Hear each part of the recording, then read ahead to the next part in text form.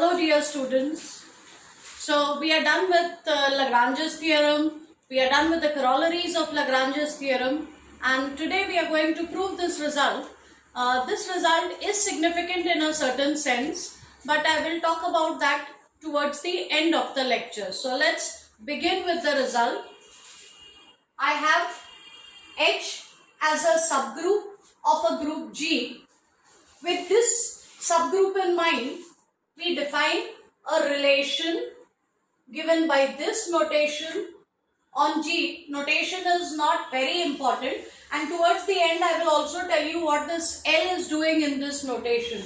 So we have a relation defined on G by one element A related to another element B if and only if A inverse B belongs to H, and we are going to prove that this relation becomes an equivalence relation on the group. So we will prove that this relation is reflexive, it is symmetric, and it is transitive.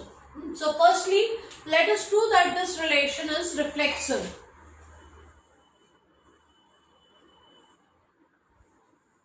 So we take any arbitrary element of the group. The aim is to prove that every element is related to itself.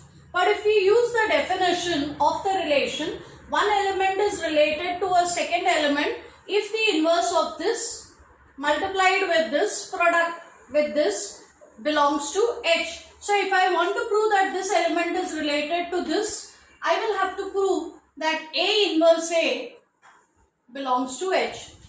But then A inverse A is identity. So I just need to prove that identity lies inside H, and that really does not require proof because H is a subgroup of G. So I am going to use that and go in the reverse way. Since H is a subgroup of G, identity is surely inside H. And I also know that A inverse A is identity. Therefore, because identity is inside H, I can now say that A inverse A will belong to H. So for every element in the group, A inverse A lies in H, and hence I can say that A is related to A for every element of the group. So every element is related to itself, and therefore this relation is reflexive. Every element of the group is related to itself, hence this relation is reflexive. Next, let us prove that this relation is symmetric. So I need to prove that whenever A is related to B, the reverse also happens. B should also be related to A. So let A be related to B. Use the definition of the relation. A related to B will mean A inverse B lies in H. But let's not forget that H is a subgroup. Since H is a subgroup of G, if an element lies inside H, the inverse of that element should also lie inside H. So inverse of this element will also lie inside H. And now let's use the fact that inverse of the product is product of the inverses taken in the reverse order. So we will get B inverse, A inverse inverse, which is A. So B inverse A belongs to H. And if I translate this in the form of our relation, this simply means that B is related to A. So B inverse A lies in H means B is related to A. So whenever A is related to B, it also follows that B is related to A, and therefore this relation is symmetric. So if A is related to B, we have succeeded in proving that B is also related to A. So far, therefore, this relation is reflexive, it is symmetric, it's all good. We now have to only establish the fact that this relation is transitive. So in order to do that, let us assume that A is related to B and that B is related to C. So suppose first element is related to second and second is related to third. Our aim will be to prove that first is related to the third element. But let's first use the definition. A related to B. First element related to the second means inverse of the first into second must lie inside H. So this will mean that A inverse B belongs to H. And B related to C. Now the first element is B, second element is C. So B related to C means B inverse C will belong to H. Again, because H is a subgroup, it's a group on its own. So closure property is satisfied. And therefore, if two elements lie inside H, their product should also be inside H.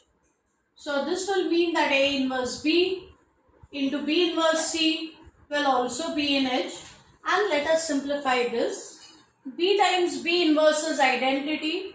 Identity into any other element is that element. So this ultimately gives me A inverse C lies inside H. And this will mean that A is related to C. So we have proved that if A is related to B and B is related to C, then A also is related to C. Okay? And that means this relation is transitive. So this relation is transitive. So this relation is reflexive, symmetric and transitive. Hence, this is an equivalence relation on the given set, which is the group G. So this becomes an equivalence relation. Now when you have an equivalence relation, that's of course the end of the problem. But when you have an equivalence relation, remember you can also find out the equivalence classes of elements under that relation. So let's do that and see what we get. Because this is an equivalence relation, I can now talk about equivalence classes of elements in G. So let me take any element of G and let us find out what will be the equivalence class of this element. The equivalence class of an element is by definition, it's like family of A. So it will contain all elements from the given set which happen to be related to this element. Now it doesn't matter whether you say X related to A or A related to X, because the relation is symmetric. For convenience, I have taken X related to A. So I will now prove, I claim that this equivalence class is the same as the left coset AH. So let us take any element in the equivalence class of A. They are both sets. So I will try to prove that each one is a subset of the other. So I start with an element on the left hand side. That means X has to be related to A. Use the definition of the relation. That means X inverse A belongs to H. And if it belongs to H, it should look like an element of H.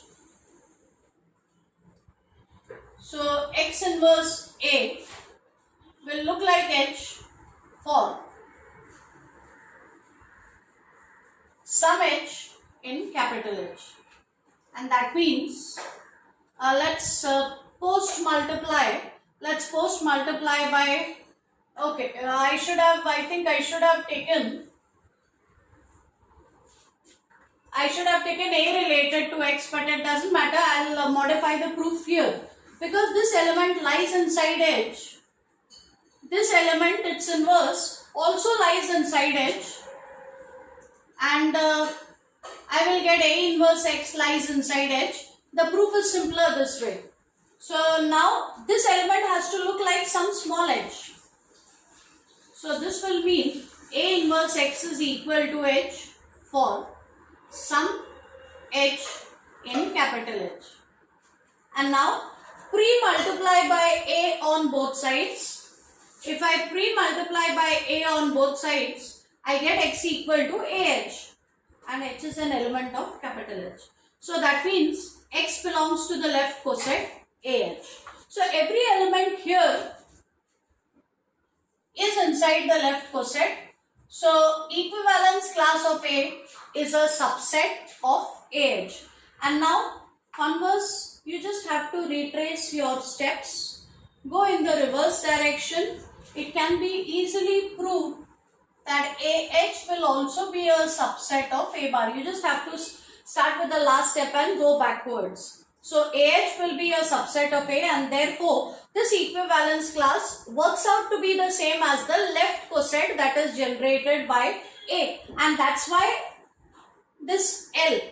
So the significance of this L is because this relation generates left cosets. And now you will realize why the 8 theorems that I proved before Lagrange's theorem. There were 8 properties of cosets that I proved. Many of them resembled properties of equivalence classes. And now you will realize that that is no surprise, because ultimately cosets are nothing but equivalence classes. In fact, the author takes this as, uses the equivalence class approach to make use of all those properties. But again, my personal preference is, when you study something for the first time, it is better to study that concept independently and thoroughly. So I have spent some time on actually proving the properties of cosets by using the definition of the coset.